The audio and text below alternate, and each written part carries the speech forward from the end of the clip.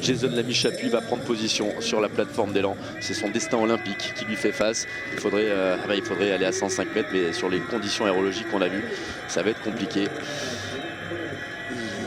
Il attend, comme nous, qu'on lui mette le feu vert. Julien Hébert qui est au drapeau. Ça bouge un peu derrière. Allez, on attend un peu. Ça doit pas être très bon. Ah, c'est pas bon, c'est pas bon. On attend le dernier moment pour abaisser le drapeau. C'est parti.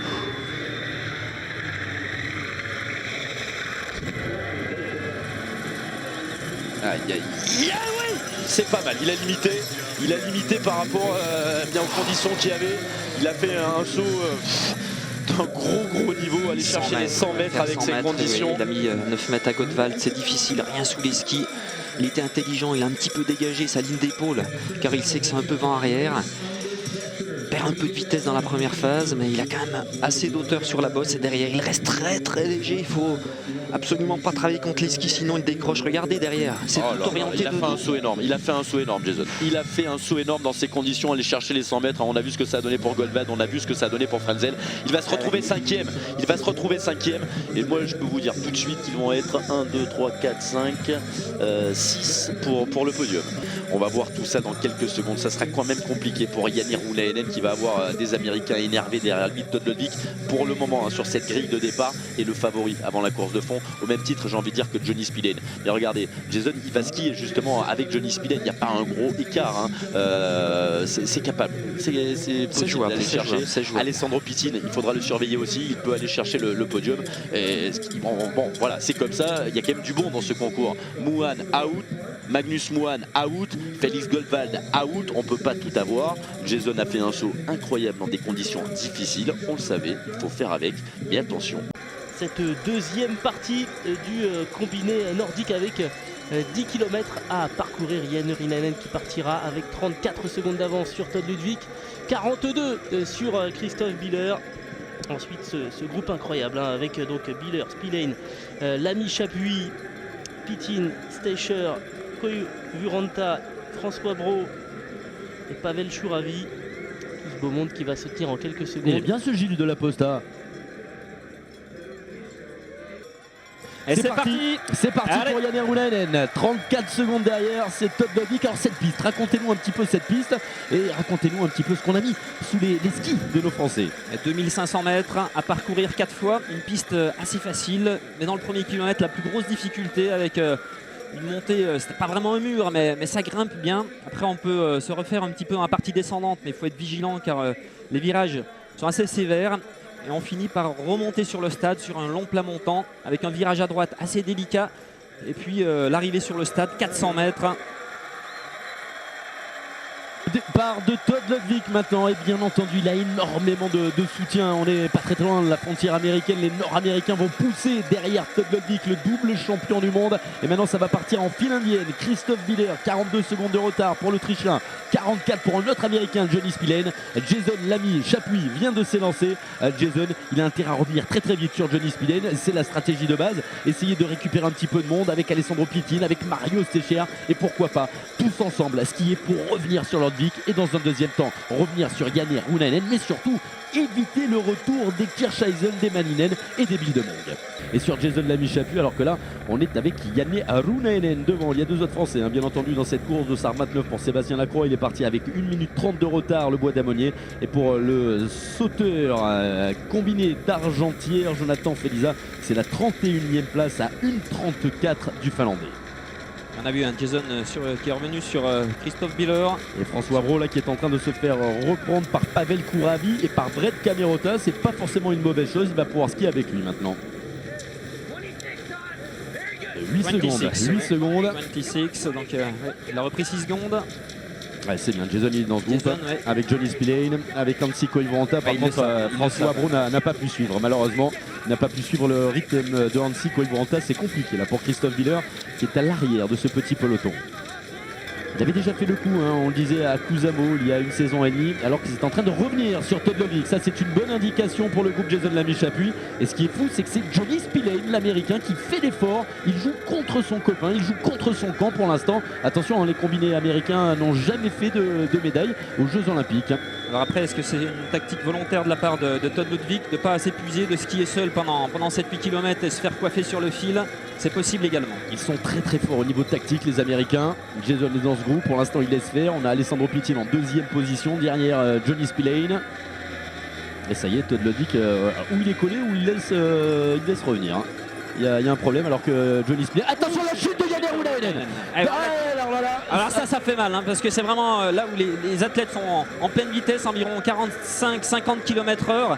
Et c'est juste avant le grand plat sur le stade. Et là, il lui reste 400 mètres. Oh, ça va être dur, ça va être dur pour lui. Il y a le palpitant qui a dû monter à cause de cette chute. Il va tout de suite comprendre que le Finlandais est tombé car il l'a en ligne de mire. Pour l'instant, Jason, attention, hein, ce virage. Jazz, il est bien, c'est un chat sur les skis. Oui, mais Jason, j'allais dire, eh bien, pour l'instant, il regarde, il observe, il est au chaud, il laisse travailler Johnny Spillane, il laisse travailler Alessandro Pittin. Il voit bien qu'on est en train de revenir sur Todd Ludwig. Et il a peut-être vu aussi que l'écart s'était considérablement maintenant amoindri par rapport à Yann Rounainen. On arrive dans le stade, on a déjà couvert 2 km 500. On est au quart de cette course. Et confirmation, les Français ont des bons skis. Ça glisse. Il y a un groupe derrière avec François Brault, il skie avec Pavel Kouravi. Pour l'instant, François se laisse emmener. Et Ludwig est en train de se faire reprendre maintenant par Johnny Spillane. C'est fou ce qui est en train de se passer. Attention, Anssi Koivu-Ranta, il a l'air très très bien. Il est remonté en deuxième position dans ce groupe, le vainqueur sortant du Globe de Cristal. Lui qui probablement ne sera plus combiné l'année prochaine. Allez, deuxième tour. Bien skier. Donc on parlait de la cellule, l'union sacrée des disciplines nordiques autour de la structureuse, de la Mantec, emmenée par Johan Gauthier. Il y a longtemps qu'ils sont sur le terrain. On a fait plein d'essais, plein de nouvelles structures. Les essais ont été concluants. Et on l'a vu avec les 2 courses de biathlon. Ça marche, les skis avancent. Petite accélération devant de Todd Ludwig dans cette difficulté. Derrière lui, Johnny Spillane, on aperçoit Anssi Koivu-Ranta, Alessandro Pittin, Jason Lamy-Chapuis. Ça devient dur. Et alors que l'on va revoir, ça devient dur pour l'Autrichien derrière, on revoit la chute de Yann Rounainen. On le disait, hein, c'est pas un excellent fondeur tactiquement. Il peut faire mieux, la preuve. Anssi Koivu-Ranta, Todd Ludwig, Johnny Spillane, Alessandro Pittin, Jason Lamy-Chapuis.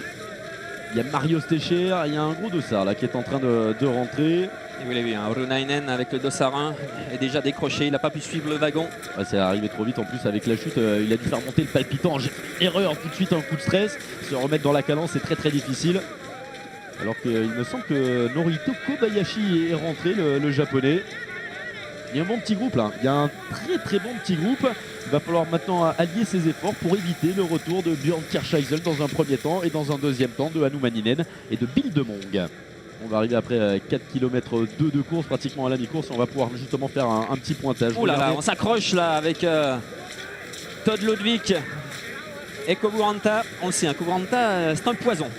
Il coupe les trajectoires, il change pas mal. Marius Techer n'est pas en forme, il a craqué Marius Techer. J'ai l'impression qu'il n'y a pas du bon fart hein, pour les Autrichiens. Les Autrichiens qui pour l'instant perdent des places. Les Américains qui sont en train de se tirer dans les pattes là. Spillane a ramené tout le monde sur Ludwig.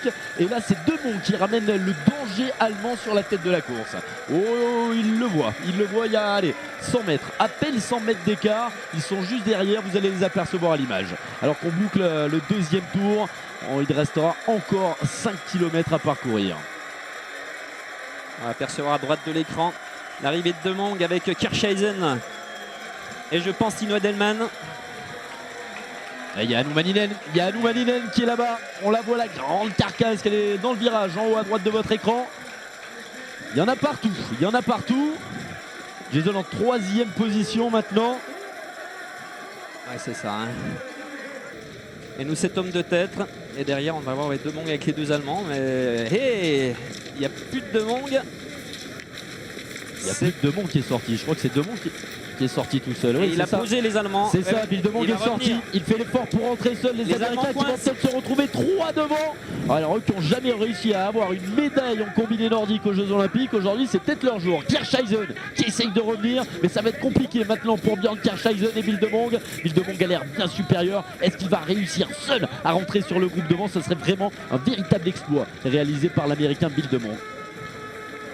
Allez, Marius Techer en dernière position, juste devant lui c'est Norito Kobayashi, le japonais. Il fait une belle course. Alessandro Pittin commence à avoir quelques difficultés également. tout jeune, italien. Il est encore junior, Alessandro Pittin. A fait l'impasse sur les championnats du monde junior. Bon, il les a déjà gagnés 2 fois. Il n'y est pas allé cette année, Inter Sartène. Il avait d'autres choses à faire, préparer les Jeux Olympiques, notamment Todd Lundvik devant, Siko Ivoranta, ça glisse aussi pour le Finlandais. Jason en 3e position, il a failli tomber Todd Lundvik, Todd Lundvik. Ça passe. Ivoranta à l'extérieur, Jason bien placé à l'intérieur. Stecher passe également, attention, ces virages. Le dernier Car là, virage, si on tombe, c'est la médaille qui s'envole. le dernier virage sera prépondérant, il va falloir être bien placé, ne pas tomber parce que ça commence à bouger, regardez ça s'agite, on se touche les bâtons, regarde je suis derrière toi, fais attention, surtout c'est pas le moment de croiser nos skis. Alessandro Pittin qui se décale un petit peu. Allez, 3 Américains, un Finlandais, un Italien, un Français, un Japonais, un Autrichien. Il y a 3 médailles. Faites vos jeux.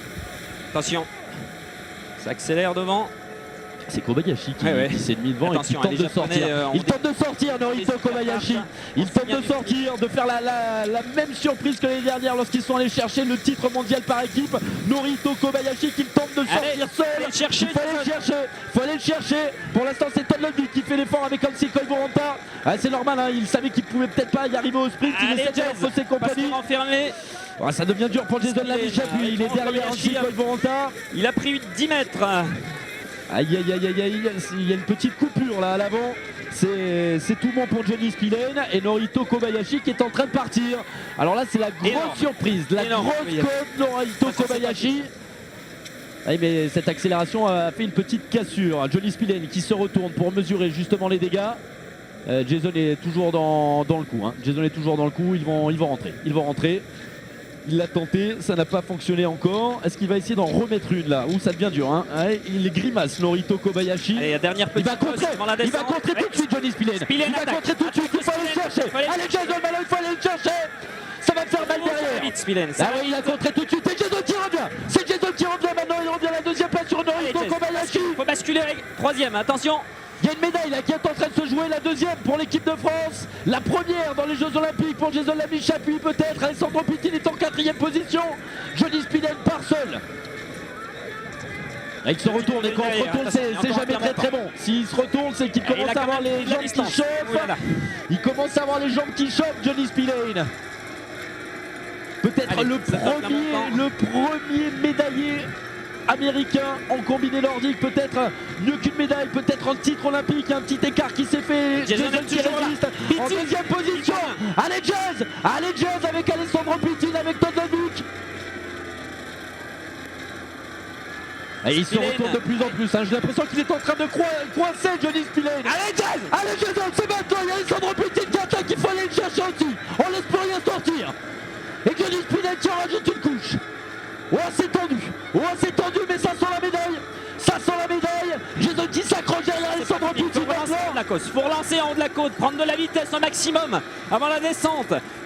Le virage à droite et encore 400 mètres. 400 mètres dans le stade. Rien n'a fait. Il a 20 mètres d'avance. Et il y a Todd Lundvik en 4e position. Attention à Todd Lundvik en 4e position. Et toujours là. Il y a 4 pour une médaille, 4 pour un podium. Johnny Spillane qui se retourne, c'est le premier, 400 mètres maintenant à parcourir.